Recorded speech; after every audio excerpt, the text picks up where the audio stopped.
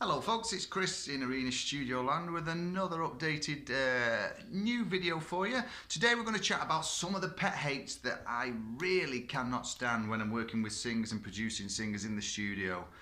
So if you're interested in something like this, then this is the video for you.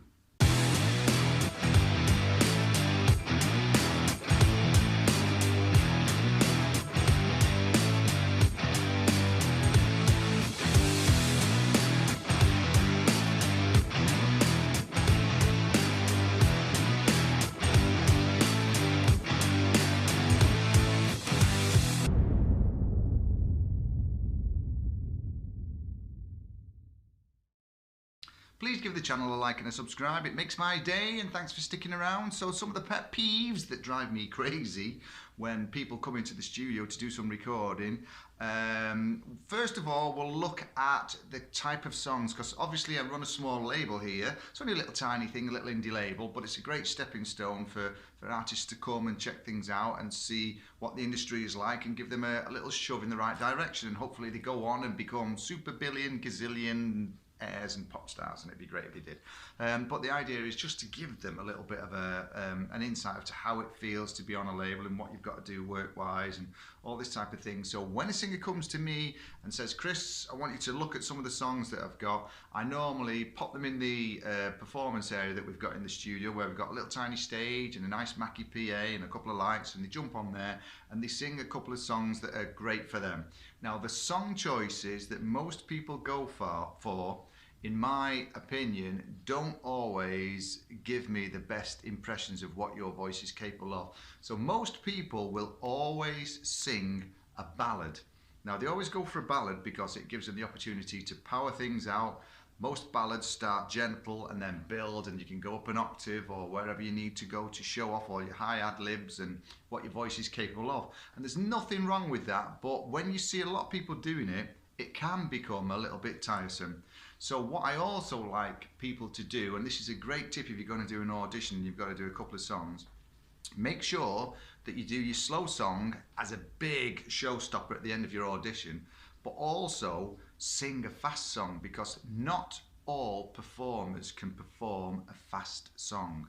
Some singers really struggle with songs that are up-tempo, and for me, if I can get a singer that comes in the studio and they can sing a song that is quick or got a reasonable tempo to it, then that for me is a bit of a game changer, because then I know that they will also shine when they are singing the slower stuff, the ballads that we normally lean to show the vocal ability off. So anybody that can deliver a fast song for me is like, yes, here we go. And I do see 90% of the people that I work with struggle to get a real great vocal performance on a fast song. It's something that you've got to work really hard at.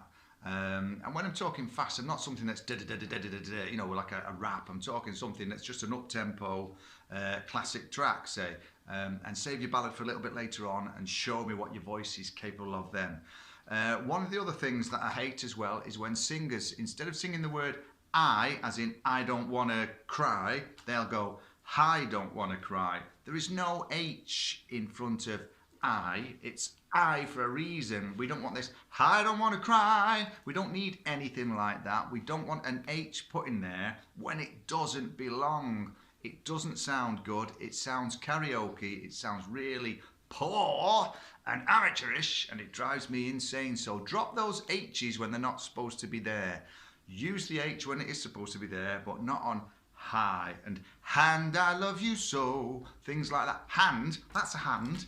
So do that. Drop those H's, please, and it makes my blood pressure go down and I become chilled and relaxed. Thank you.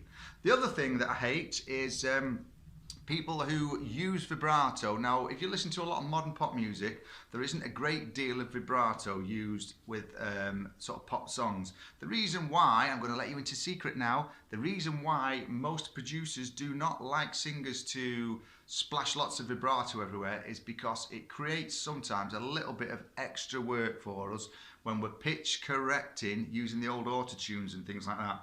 So they might get the singer to da da da da da rather than da da da da da, which is not what we want, because that da, we can work with it, there's not a problem really, but it does cause a few little issues from time to time. And so this is why you see current pop music where the singers are literally bang, bang, bang, bang on the money, and it's because they lets the producers use the auto tunes, the Melodynes and the Waves tunes and the auto tune, all these types of plugins on the production side of things as well, and it gives it a very slick, tight, polished sound. So that's one of the things there is being able to control vibrato. So one of the things I hate is when we get this kind of singer that comes in the studio and the vibrato is a ah. They sound like a sheep. You're not a sheep, you're a person. So remember, if you are going to use vibrato, and this is something that I discovered in 20 odd years of singing, is that whatever the tempo of the song, sometimes it helps if you can time the vibrato in your voice to the tempo of the track. So if we had something that was like that, your vibrato would be ah, ah. So you wouldn't go ah. It's just doesn't work. You know, your voice is part of the song. The song is set to tempos, and everything else that you work on, you wouldn't sing out of tune or out of time. So why would you put a vibrato on a vocal take on the track out of time to the rest of the instruments on there? When you think about it logically, it makes a lot of sense, that. So that's something that I would look at as well. And also, the final thing that drives me crazy is singers who try and sing beyond their, did I nearly say beyond? Drop that H. Beyond their capabilities. Don't try and do things that you think you need to do. Just do what your voice is capable of. And one of the best ways to find your core voice, where your voice sits, is just suddenly sing happy birthday to you. That's one of the things that gives you what your core voice is, because for some reason, we always, when we're at parties, we all go, oh no, here's the cake. Happy birthday. We don't want to go, ah, and wail it out, do we? So that's a good starting point to find your voice. You know, practice around that key, write your songs around that key, utilize that to your advantage.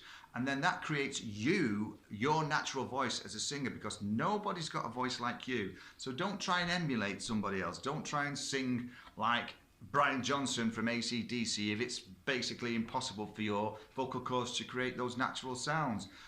You know, look at singers and copy their styles possibly, but don't emulate them. Don't be an impressionist of singers out there. I want to listen to you, and it doesn't matter if you've got a stunning range or a very small range, just as long as what you've got is creative and unique sounding to you. You listen to all the great singers who's been around for 40, 50 years at the top of the game. Some of them like Rod Stewart, very, very distinctive voice. Great, just does what he does exceptionally well. Shirley Bassey, another great singer. You know, Tom Jones is another great singer. When you look at the longevity of the careers of these international artists like that, they've been around forever, because they've all got very distinctive voices. So make your voice that core voice, and if it's a distinct voice, you've got a huge advantage. I'm not looking for range and power, I'm just looking for somebody who can sing and sing reasonably well, and can switch that vibrato on in time if that's what's needed,